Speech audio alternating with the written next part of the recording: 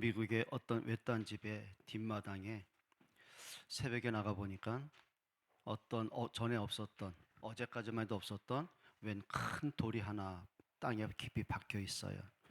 이 사람이 좀 화가 났죠. 이게 누가 장난친 거냐. 그런데요, 그 돌을 누군가가 보고는요, 이게 나사에 연락을 한 거예요. 근데 이 돌이 그냥 돌이 아니라 지금까지 떨어진 그 어떤 운석보다도 더 큰 운석이 그 마당에 떨어졌어요.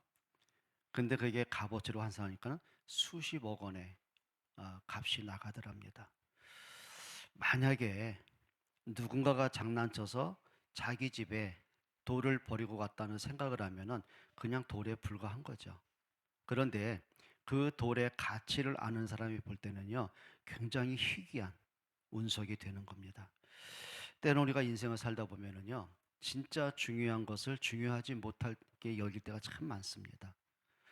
여러분, 사람이요, 지난번에 어느 지방에서 20대 중반의 친모가 자기 친아이, 4개월밖에 안 된 그 신생아 아이, 이제 자기 이제 정신 문제가 온 거죠. 우울증도 오고 뭔가 심각한 영적 문제에 걸려들다 보니까는 이 아이가 나한테 사랑스러운 귀한 아이라는 생각이 안 든 거예요. 너 때문에 내 인생이 불행하다고 생각이 드는 거죠. 그러다 보니까는 이 엄마가 아이에게 모유도 안 줘요. 그리고는 어떻게 하냐면은 죽어라고 막 얼마나 그 흔들어댔든지, 그리고 막 엉덩이를 깔고 뭉갰든지 결국 이불로 덮어서 질식해 죽게 됐거든요. 근데 나중에 그 아이가 이제 엄마도 두려우니까 신고를 해서 갔는데 그 집에 직캠이 있었단 말이에요. 이걸 분석해 보니까 이 아이를 얼마나 학대를 했는지 26군데가 골절이 돼 버렸어요. 그 4개월째 그 여자아이가. 그리고는 그 뼈들이 그 폐를 눌러 가지고 그냥 죽은 거예요. 여러분, 사람이요, 자기의 정신 문제, 영적 문제로 그 아이를 볼 때는요, 너 때문에 내가 불행하다고 생각이 들어요. 근데 진짜 엄마의 사랑으로 볼 때는요, 이 세상 그 누구보다도 값지고 소중한, 무엇과도 비교할 수 없는 진짜 복된 아이란 말이에요. 여러분, 우리가 신앙생활하고 인생을 살아가면서요, 진짜를 가짜로 느낄 만큼 그게 아담 때부터 지금까지 늘 반복되는 문제입니다. 여러분, 우리가 예수님의 십자가 알고 있습니다. 뭐 믿고 있습니다. 뭐 내가 그리스도의 십자가의 죽으심 때문에 죄 사함 받은 거 알고 있습니다. 또 그렇게 믿고 있습니다. 그런데 그 알고 믿는 것이 내게 어느 정도인지, 하나님이 독생자를 보내신 그 마음이, 예수 그리스도가 나를 구원하기 위해 십자가에 죽으신 그 사랑과 그 뜨거움이 과연 내 속에는 얼마나 있는지를 한번 찾아보셔야 돼요. 그냥 막연하게 오늘 부활절이야, 그 지나가면 무슨 의미가 있겠습니까? 예수님이 십자가에 죽었어, 그냥 성경책에 있는 대로 그냥 내가 눈으로 보고 지나가면 그게 무슨 의미가 있습니까? 예수님이 부활해서 그 어쩌단 얘기입니까? 여러분, 정말 귀한 것을 귀한 걸로 알고 하나님의 사랑을 사랑으로 느낄 수가 있고 예수 그리스도가 내게 주신 은혜를 은혜로 내가 누릴 수 있는 그런 오늘 아침이 되기를 주의 이름으로 축복드립니다. 예수 그리스도의 부활. 그런데요, 그 부활을요, 안 믿는 사람이 태반이었다는 겁니다. 또 예수님의 부활을 은폐하고 오히려 그걸로 감추려는 사람들이 너무 많았다는 거죠. 첫 번째 한번 생각해 봅니다. 예수 그리스도의 부활을 믿지 않는 사람들이 있습니다. 그 첫째가 누구냐면은 마태복음 28장 11절로 15절에 보게 되면 예수님의 무덤을 지키고 있던 로마 군병들이 예수님의 부활을 목격을 합니다. 너무 두렵고 떨리는 마음으로 자기들을 고용한 대제사장과 종교 지도자에게 찾아가서 보고를 한 거죠. 그때 대제사장과 바리새인들이 그 군사에게 돈을 줍니다. 거기도 성경에 보면 많은 돈을 줘요. 이렇게 말합니다. 너희 이제부터 너희가 잠자고 있을 때에 예수의 제자들이 시체를 훔쳐갔다고만 말해라. 만약에 총독에게 문제가 생기면 우리가 법적으로 너를 보호해 줄게 라고 은폐를 하는 거예요. 여러분, 적어도 사람이요, 정상적인 사람이라면, 불신자 아니거든요, 정말 하나님 앞에 자기들은 믿음의 사람이라고 생각했고 성경을 위해서 산다고 생각한 사람이고 메시아를 고대했다는 사람들이란 말이에요. 그러면 자기들의 그 질투와 시기와 자기들의 기득권을 지키기 위해서 예수를 모함하고 죽였다면은, 그러면 그 다음에 예수가 부활한 걸 확인했을 때는 느껴야죠. 자신을 돌아봐야 되잖아요. 근데 더 강팍해져요. 더 완악해져요. 더 인간적인 방법으로 예수님의 부활을 은폐시키는 그런 앞장선 무리들이 있는 거예요. 여러분, 이렇게 말하더라고요. 하나님이 우리에게 한번 보여주시면 믿을 수 있을 텐데, 저 불신자 남편에게 좀 하나님의 살아계심을 좀 보여주신다면, 기적을 보여주신다면 좀 믿을 수 있을 텐데, 그게 과연 될까요? 인간의 어리석음과 인간의 악함과 영적 문제는요, 절대 안 믿게 돼 있습니다. 요한복음 11장에 보게 되면 예수님이 죽은 나사로 살리시잖아요. 근데 많은 사람들이 그 죽었던 나사로가 살아난 것 때문에 예수를 더 믿게 시작하는 거예요. 이 바리새인과 이 대제사장이 어떤 장기를 보냐면, 야, 큰일 났다, 저거 우리가 예수도 눈에 가시 같은데 나사로가 다시 산 것 때문에 더 많은 사람이 예수를 믿고 따르는데 어떻게 하면 좋겠느냐. 회의 결과가 뭔지 아세요? 예수만 아니라 나사로도 같이 죽이려고 모의를 시작하는 거예요. 이게 인간의 어리석음입니다. 여러분, 우리가 하나님 앞에서 내 어리석음을 깨트릴 수 있는 영적인 상태가 회복되는 은혜가 있기를 축복합니다. 또 예수님의 제자들은 예수님 믿었습니까? 아니요. 예수님이 십자가에 죽게 되자 베드로는 자기 살겠다고 예수를 부인하고 주저하고 도망갑니다. 모든 제자들이 하나같이 예수를 버리고 도망을 합니다. 그리고 한 자리에 숨어서 문을 걸어 잠그고 있는 거죠. 그러다가 예수님이 안식구 첫날에, 그리고 예수님의 무덤을 찾아가서 요한과 몰약을 불고, 그거는 이제 뭐냐면 시신이 부패하지 않도록 뿌리는 이제 의식이란 말이죠. 무덤을 찾아갔는데 부활하신 예수를 만난 거예요. 그러니까 막달라 마리아와 다른 여인들이 그냥 제자들이 숨어있는 장으로 뛰어갑니다. 그리고는 예수님의 부활을 목격한 걸 얘기를 하는 거예요. 그럼 제자들이 한번 와 봐야죠. 예수님의 부활이 확인을 해 봐야죠. 자, 그런데 이들이요, 뭐라고 하는지 아십니까? 여인들이 허탄한 듯이 보여 그랬어요. 그 말은 뭐냐면, 너희가 예수님을 얼마나 갈망하고 사모했으면 예수님의 부활을 헛것을 받겠냐, 이렇게 본 거예요. 아무도 믿지 않습니다. 여러분, 이게 우리의 영적 상태거든요. 여러분, 저를 포함해서 대다수의 많은 신자들이요, 믿지요. 근데 중요합니다. 살다 보면 예수님의 부활이 뒷전돼요. 종교예요. 하나의 교리예요. 이론이고 그냥 머리로 알고 있는 거예요. 또 문제를 겪지요. 힘든 일이 생기죠. 살다 보니 바쁘죠. 예수님의 십자가의 죽으심과 부활, 뒷전이 되고 맙니다. 여러분, 우리가 언제 나는 이 십자가의 은혜와 부활을 내 속에 희미해져 가는지를 한번 점검해 보시기를 바랍니다. 도마는 예수님이 부활하신 그 현장에 그 당시 없었어요. 그때 도마가 돌아왔을 때 10명의 제자가 이렇게 말합니다. 우리가 부활하신 예수를 만났다고, 진짜 그분이 살아나셨다고. 도마가 뭐라고 하는지 아십니까? 웃기지 마라. 내가 예수가 못 박혀 죽는 거 두 눈 똑똑히 봤다. 너희 말대로 예수가 진짜 부활한 것이 맞다면 창자국난 옆구리에, 못자국난 손바닥에 내가 내 손가락에 구멍을 넣어보고 확인하고 있으면 믿겠다라고 말합니다. 안 믿는다는 얘기죠. 그러니까 이게 중요한 게 뭐냐면, 인간은 죽음으로 끝인데 어떻게 죽은 자가 살아날 수 있어? 이 상식적인 생각이 졌다 보니까 예수님의 부활을 믿지 않는 거예요. 여러분, 우리의 신앙생활 하다 보게 되면요, 나하고 안 맞을 때, 내 생각과 안 맞을 때, 내가 알고 있는 거가 틀려질 때는 뭐 어때요? 그게 우선될 때가 많지요. 여러분, 내 생각을 뛰어넘는 진짜 복음으로 들어가기를 주의 이름으로 부탁을 합니다. 누가복음 24장에도 보게 되면 예수님의 십자가에 죽으신 사건 때문에 두려워서 도망치는 두 제자가 나옵니다. 근데 이 두 제자가 부활하신 예수님을 만난 거예요. 예수님 찾아오신 거예요. 근데 성경에 뭐라고 하는지 아십니까? 그들의 눈이 가리워 그인 줄 알아보지 못하더니.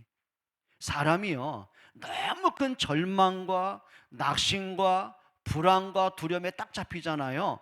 고개를 못 듭니다. 그냥 땅만 쳐다보고 한숨만 쉬는 거예요. 그러니까 너무 좌절과 두려움에 잡히다 보니까는요, 눈을 뜰 힘조차 없는 거죠. 옆을 바라볼 힘이 없는 거예요. 근데 왜 낯선 사람이 와서 물어봅니다? 예수님 물어보시는 거죠. 너희가 길 가면서 주고받는 이야기가 무엇이냐? 라니까 질문을 받고 이 사람들 귀찮은 듯이, 아니 당신도 지금 예루살렘에서 오는 것 같은데 거기서 되어진 큰 일을 알지 못하느냐? 귀찮다 그 말이에요. 그러면서 예수님 다른 말씀 안 하거든요. 자, 모세의 글과 선지자의 글과 시편에 쓴 바 자기에 관한 것을 자세히 설명하셨어요. 다른 얘기 안 하셨어요. 성경을 가지고 그리스도가 왜 오셔야 되는지, 왜 죽으셔야만 되는지, 왜 부활하셔야 되는지 그 당위성과 절대성에 대해서 말씀을 주시는 거예요. 근데 성경이 뭐라고 하는지 아십니까? 제자들이 고백입니다. 우리가 주께서 우리에게 말씀을 풀어주실 때 우리의 마음이 뜨겁지 않더냐. 다시 무너진 사람들이 살아나기 시작합니다. 성경이 뭐라고 하는지 아십니까? 말씀을 통해 그리스도를 듣는 그 순간에 그들의 눈이 밝아져 그인 줄 알아보더니. 여러분 정말입니다. 우리가 불신앙에 잡히고 틀린 생각이 갇혀 있지 말고요, 그리스도를 바라볼 수 있는 은혜 받기를 축복합니다. 지워지면 안 되겠죠. 또 마태복음 28장 17절에 보게 되면은요, 부활하신 예수님이 40일 동안 제자들에게 하나님 나라 일을 말씀하시는 거예요. 그리고 승천하십니다. 근데 성경 뭐라고 하는지 아십니까? 40일 동안 부활하신 예수님을 만났어요. 말씀을 직접 들었어요. 근데 성경이 이렇게 말합니다. 오히려 의심하는 자도 있더라. 이게 무슨 얘기예요? 아니 부활하신 예수님과 40일 동안 함께 있어요. 말씀을 듣고 있어요. 근데 이거예요. 진짜일까? 저 사람이 진짜 예수일까? 죽은 자가 과연 부활하는 게 맞는 얘기일까? 이 생각에 딱 잡혀가지고요, 그 틀을 못 깨트리는 거예요. 여러분이 어떤 틀이 있습니까? 그렇게 내가 모태신앙이고 오랜 시간 동안 복음을 듣고 지금까지 왔는데 자꾸 어느 순간에 내가 말씀 놓치고 말씀과 멀어지고 말씀이 거부되고 불신앙에 잡힐 때가 언제일까요? 이 틀을 깨뜨리시기 바랍니다. 그러니까 대다수의 많은 사람이요, 자기 감정의 틀, 자기 살아온 과거의 틀, 생각의 틀, 이걸 못 깨뜨려요. 그러다 보니까 어느 순간부터인가 말씀과 멀어지는 내 영적 상태까지 보게 되는 겁니다. 깨뜨리기를 축복합니다. 그럼 사울도 마찬가지죠. 사울은 누구보다도 하나님을 잘 믿는 사람이라고 자부했던 사람이에요. 바리새인입니다. 성경학자입니다. 히브리인 중에 히브리인입니다. 그 말은 정통 유대인이라는 얘기예요. 그리고 그는요, 진짜 메시아에 대한 간절한 소망으로 거기에 삶의 방향을 맞춘 사람이에요. 그런데 예수에 대해서만큼 적개심을 가졌어요. 아니 목수의 아들 주제에 지가 하나님이라고, 자기를 본 자는 하나님을 봤다는 얘기야. 거기에 대한 말씀부터 거부가 됐는데 문제가 있습니다. 그 신성을 모독한 그 죄수가 십자가에 못 박혀 죽고 난 이후에 스데반 집사가요, 예수님의 부활을 전파하는 겁니다. 못 견딘 겁니다. 그리고는 스데반 돌로 쳐 죽입니다. 그리고는 사도행전 8장 3절에 보게 되면은요, 이 사울이란 청년이요, 교회를 잔멸하기 시작했어요. 그리고 남녀를, 예수 믿는 남녀를 끌어다가 옥에 가두기 시작을 했어요. 무슨 얘기죠? 이게 사울이란 사람은 이게 자기의 평생의 사명이 그거였어요. 신성을 모독하고 저주받아 죽은 예수를 그리스도라고 말하고 그분을 부활했다고 말하는 저 교회와 저 사도들과 신자들은요, 살려두면 안 되는 거예요. 그러니까 잡아 죽이기 시작을 하는 겁니다. 이게 과거 사울, 바울의 모습이었습니다. 이게 자기의 교리에 갇혀버린 거죠. 여러분, 고린도 교회는 어떻습니까? 오늘 우리가 본문 고린도 15장에 보게 되면 이 말입니다. 너희 가운데 어찌하여 죽은 자의 부활이 없다고 하느냐? 만약에 그리스도의 부활이 없다면은 과연 진짜 너희는 왜 예수 믿냐? 라고까지 물어보는 거예요. 여러분, 신자들이요, 그 당시에 그냥 고린도 교회는 여러분처럼 그냥 편안하게 자유롭게 와서 공개적으로 와서 예배하는 게 아니에요. 그 당시에는 로마가 국법으로 정했습니다. 예수 믿는 걸 금하도록요. 유대인들은 종교법으로 예수 믿는 걸 금했습니다. 믿다가 발각되면 출교입니다, 감옥입니다, 사형입니다. 근데 죽을 걸 알면서도 교회를 나온 사람이에요. 그것도 이런 세워진 교회가 아니라 지하 무덤, 카타콤이란 말이죠. 무덤을 깊게 파들어가서는 거기서 숨어서 은밀하게 예배할 정도로 그렇게 모여든 사람들이에요. 그런데 그렇게 목숨 걸고 교회에 왔는데 진짜를 안 믿는 거예요. 예수님의 십자가까지는 이해가 돼요. 예수님이 오병이어를 행하시고 죽은 자를 살리시고 귀신을 쫓아내시고 병들을 고치고 그건 믿어요. 근데 어디를 못 믿는 거죠? 그분이 그리스도이기 때문에 사망을 이기시고 우리를 운명에서 해방하시고 우리를 구원하기 위해서 부활하신 예수는 안 믿더란 얘기예요.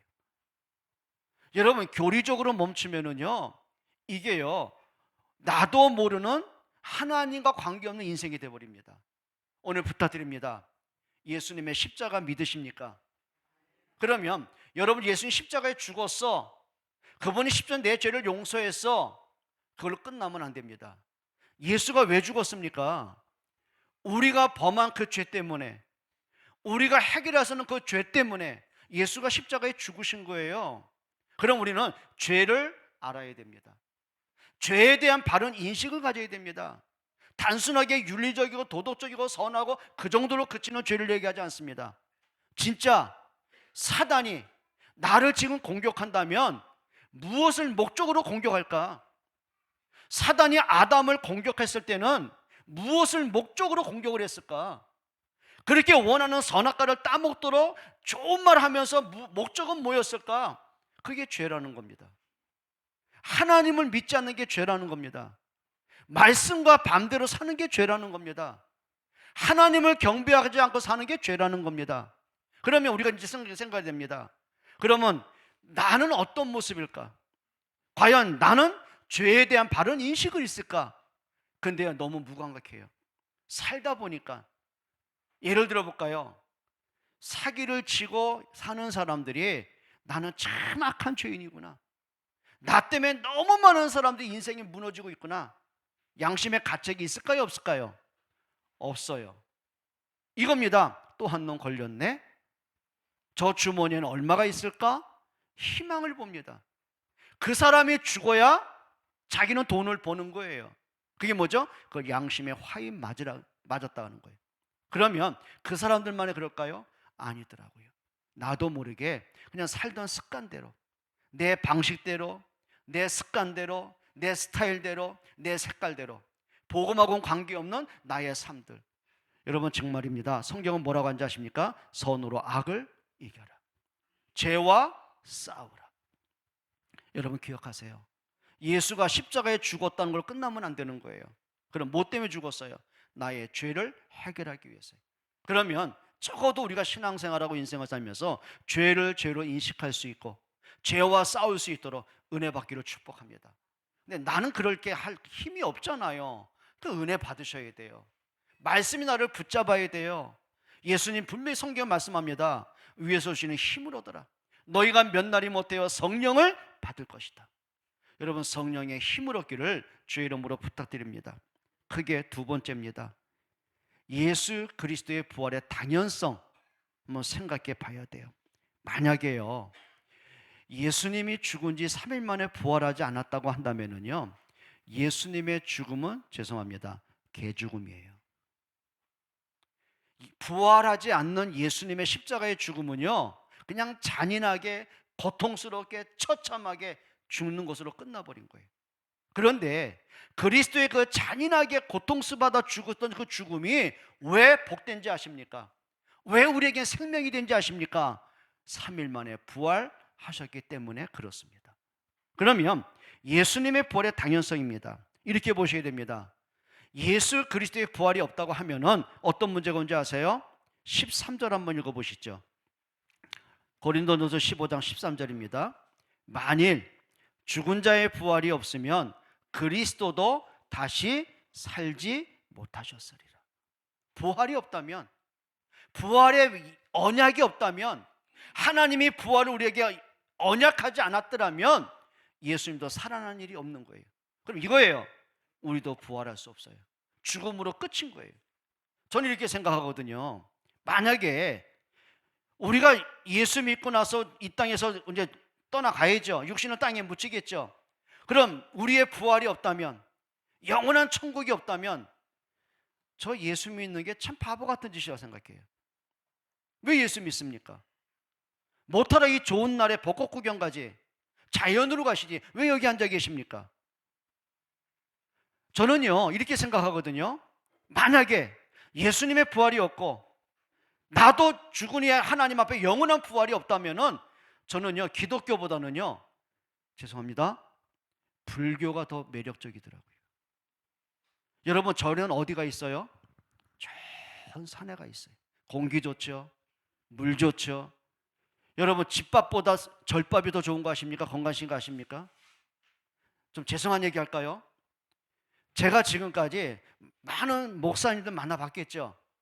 근데 목사님들하고 만나서 대화한 것보다도요, 죄송합니다, 오해하면 안 돼요, 스님하고 만나서 대화할 때가 더 편안하더라고요.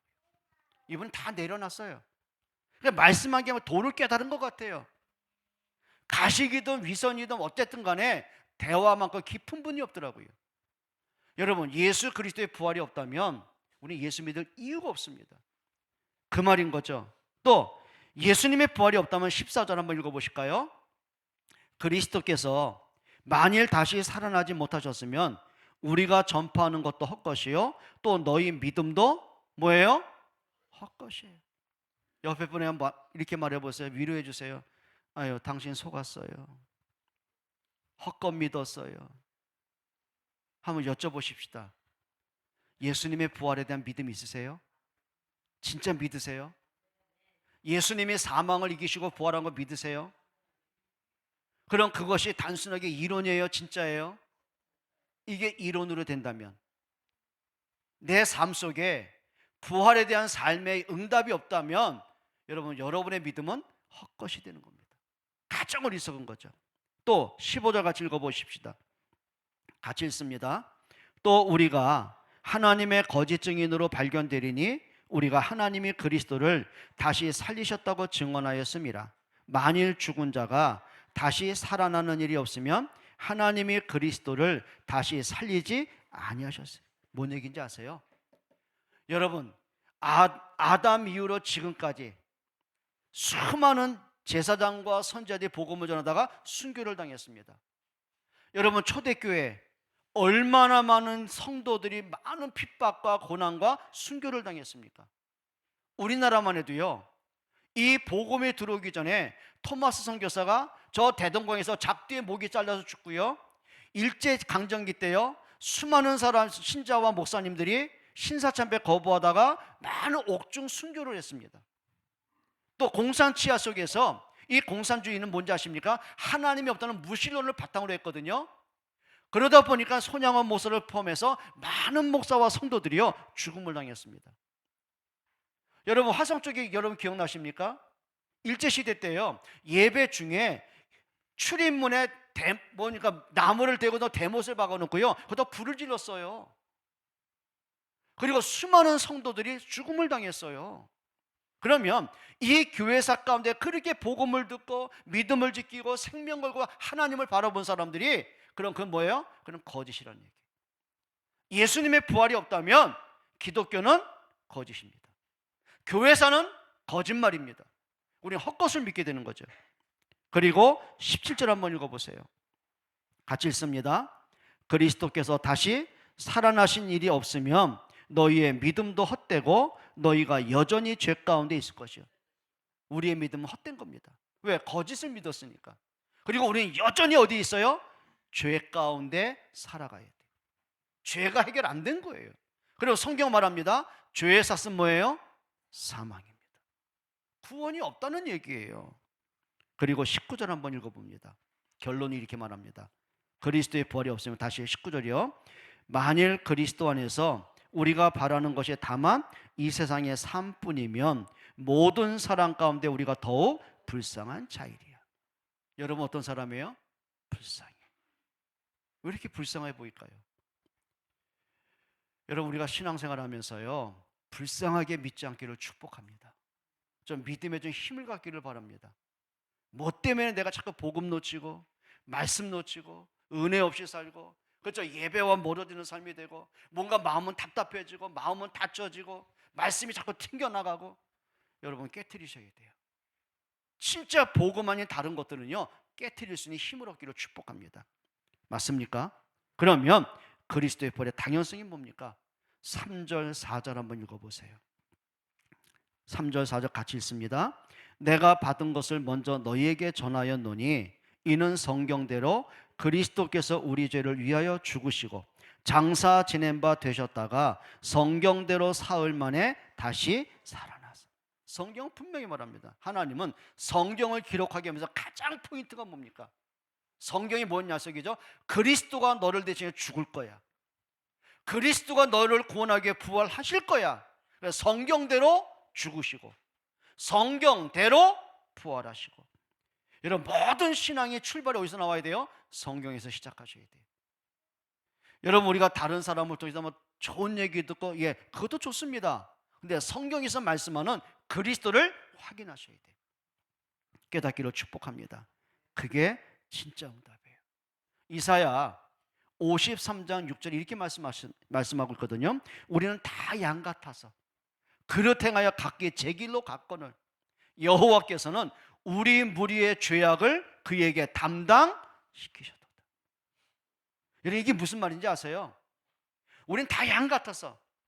양은요 시력이 거의 없어요. 불과 몇 미터 앞을 못 봐요. 가다 보면 이게 낭떠러지인지 이게 구덩인지 늪인지 몰라요. 그냥 가다 빠져 죽는 거예요. 그리고 맹수가 오잖아요. 저항할 힘이 없어요. 몸은 비대한데 발은 아주 짧아요. 제대로 걷는 것도 힘들어요. 근데 얼마나 미련하냐면요, 그 더운 여름 날씨에 이들이 지금 막 포개지면 그게 자꾸 덮치고 밑에 있는 놈은 압사해서 죽고 열에 죽고 이렇게 되는 거예요. 양입니다. 그러니까 우리가 그렇다는 얘기예요. 하나님 없는 인생을 사는 거예요. 그렇게 어리석은 생각 갖고 인생을 사는 거예요. 다 양 같아서 그릇 행하여 각기 제 길로 갔거늘.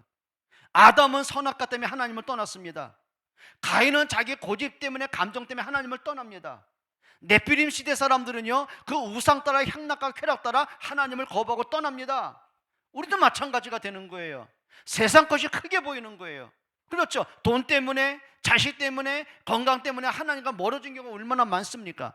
조금 문제만 와봐요 불신앙이 허덕일 때가 많지 않습니까? 그릇 행하여 각기 제 길로 갔거늘 여호와께서는 우리 무리의 죄악을 그에게 담당시키셨다. 그 담당 뜻이 뭔지 아십니까? 예수에게 뒤집어 씌웠다 그 말이에요. 죄는 내가 졌어요. 멸망은 내가 당해야 돼요. 근데 하나님은 우리의 그 죄를 그리스도께 뒤집어 씌우셨어요. 그리스도가 뒤집어 씌운 채로 십자가의 죽으심으로 우리의 죄를 끝내신 거예요. 여러분 이 믿음으로 좀 회복하기를 축복합니다. 그게 성경대로 죽으시고 성경대로 부활하신 것입니다. 절대 이론으로 멈추지 않기를 축복합니다. 알고 있는 지식으로 멈추지 않기를 축복합니다. 크게 우리가 한번 생각을 해봐야 되겠죠. 여러분 예수 그리스도의 절대성입니다. 부활의 절대성이 뭔지 아십니까? 사단도 막을 수 없는 하나님의 구원의 능력입니다. 자 55절 57절 같이 한번 읽어보세요.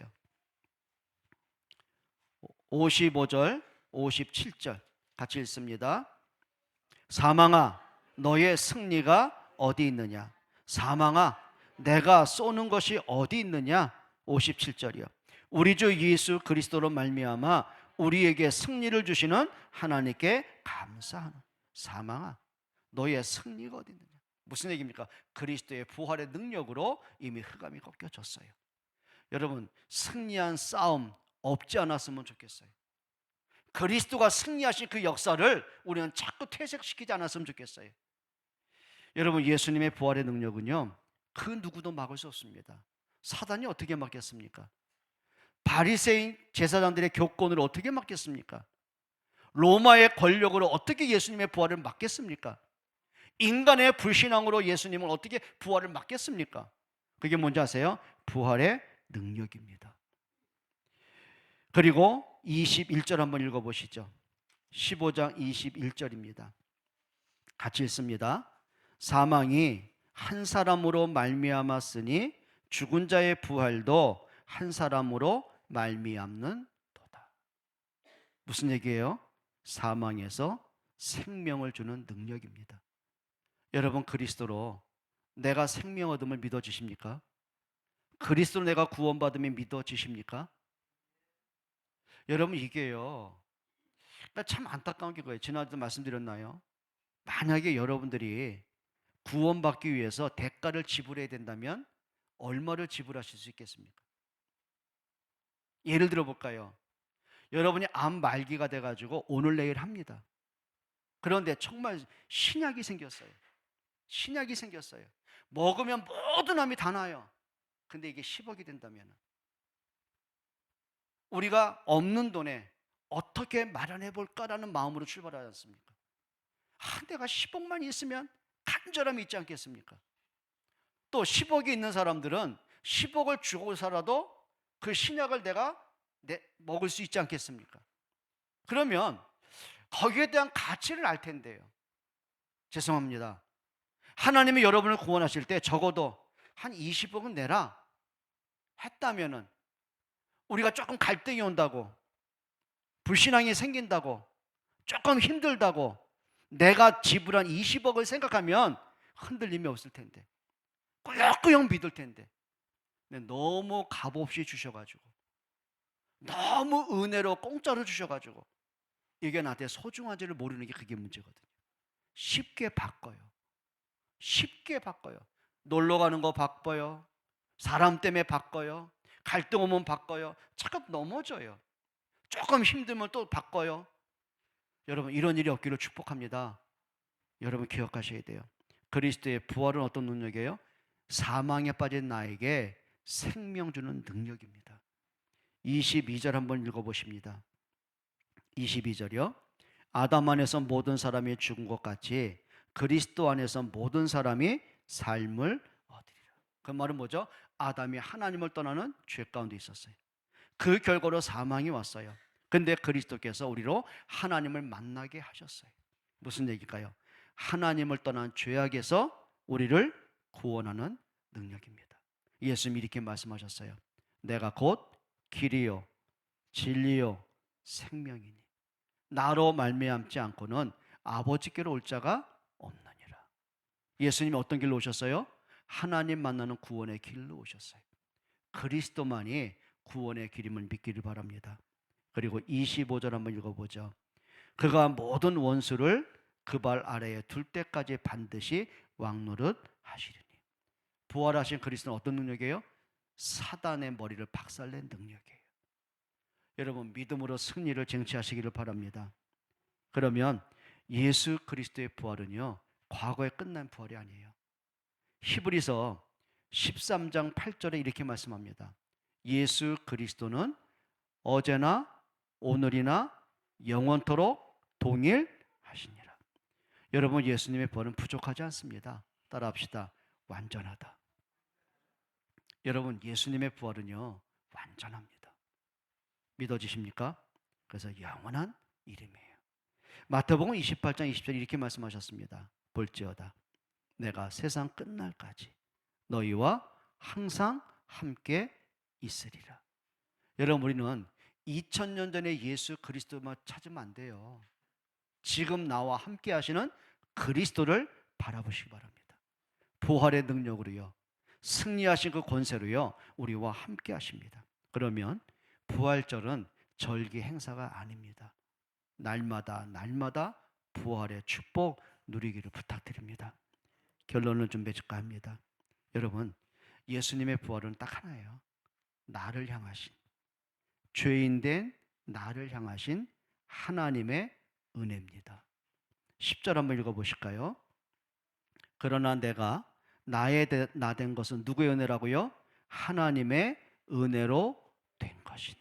바울은 알잖아요.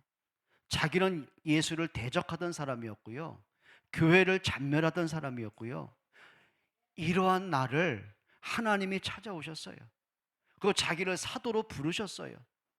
그러면 그걸 생각하고 나니까 나 된 것은 누구의 은혜예요? 하나님의 은혜입니다. 나의 나 된 것은. 그리고 부활은요 34절 한번 읽어보실까요? 같이 읽어봅니다. 깨어 의를 행하고 죄를 짓지 말라. 하나님을 알지 못하는 자가 있기로 내가 너희를 부끄럽게 하기 위하여 말하노라. 깨어 뭐 하고요? 의를 행하고 하셔야 돼요. 우리가 매 걸음마다 진짜 하나님의 뜻은 뭘까? 하나님이 진짜 원하시는 건 뭘까? 나는 하나님 앞에 어떤 걸음을 걸어야 될까? 깨어 뭘 해요? 의를 행하시기를 바랍니다. 그래서 성경에 뭐라 했습니까? 죄를 짓지 말라. 한번 여쭤보십시다. 우리가 신앙생활하고 인생 살면서 죄 안 짓고 살 수 있을까요? 완벽함을 얘기하는 게 아니에요. 죄를 알라는 거예요. 뭐 때문에 예수가 죽었어요? 그리스도가 십자가에 죽으신 거예요. 그래서 바울이 이렇게 말합니다. 나는 날마다 죽노라. 날마다. 내 옛날 습관들, 옛날 종교선들, 틀린 나의 기준들, 나의 틀대로가 아니라 진짜 하나님 말씀 앞에 서기를 원하는, 그게 바로 죄와 싸우는 길입니다. 여러분 기억하세요. 영적 싸움 하시기 바랍니다. 그럼 적어도 분별을 해야 되겠죠. 사단이 나를 건들고 나를 속이고 나를 유혹하고 나를 무너뜨리기 위해서 나를 공격하는 방법은 뭘까? 찾아내셔야 돼요. 아담에게는요 늘 눈길이 가던 선악과였습니다. 가인에게 따른 거 아니에요. 사단이요 늘 자기 고집, 자기 생각, 자기 감정이 우선이었어요. 하나님 말씀이 아니에요. 종교였어요. 그게 문제가 되는 거예요. 우리도 마찬가지죠. 나의 가장 약한 부분은 뭘까? 나의 가장 민감한 부분은 뭘까? 내가 어떤 문제만 나한테 다가오면 나는 사정없이 넘어질까? 여러분 어떤 문제에 넘어지십니까? 여러분은 어떤 경우에 자꾸 무너지십니까? 나는 어떤 문제만 내게 부딪혀지면 자꾸 예배가 자꾸 멀어지게 됩니까? 그게 뭐예요? 그게 사단이 주는 통로입니다. 그래서 야고보서에 뭐라고 하는지 아십니까? 마귀로 틈을 타지 못하게 하라. 그 틈을 메우셔야 돼요. 그 메꾸는 방법이 뭐예요? 말씀으로 채워가세요. 말씀으로 분별할 수 있는 힘을 얻으세요. 하나님의 은혜로 채워가세요. 하나님의 능력으로 힘을 얻으세요. 여러분 나는 약합니다. 근데 중요한 게 있습니다. 나와 함께 하시는 그리스도는 승리하셨습니다. 그리스도로 승리하는 여러분 되기를 축복합니다. 그리고 31절 같이 읽어보겠습니다. 다 같이요. 형제들아 내가 그리스도 예수 우리 주 안에서 가진 바 너희에 대한 나의 자랑을 두고 단언하노니 나는 날마다 죽노라. 죽노란 뭐 어디에서 죽는 거죠? 틀린 옛것에서, 틀린 옛사람에게서.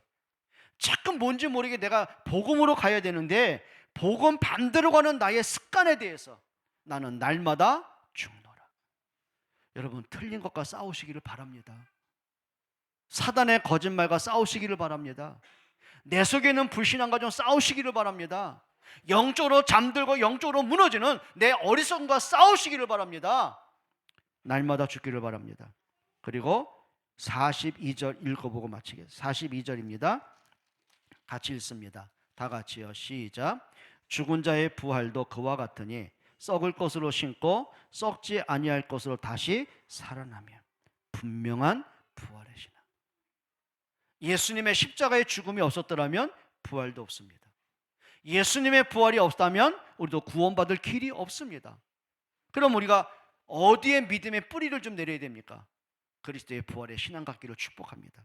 그리고 58절 읽고 좀 마치려고 합니다. 58절 같이 읽습니다. 그러므로 내 사랑하는 형제들아 견실하며 흔들리지 말고 항상 주의 일에 더 힘쓰는 자들이 되라. 이는 너희 수고가 주 안에서 헛되지. 두 가지 단어 한번 기억하세요. 견실하라.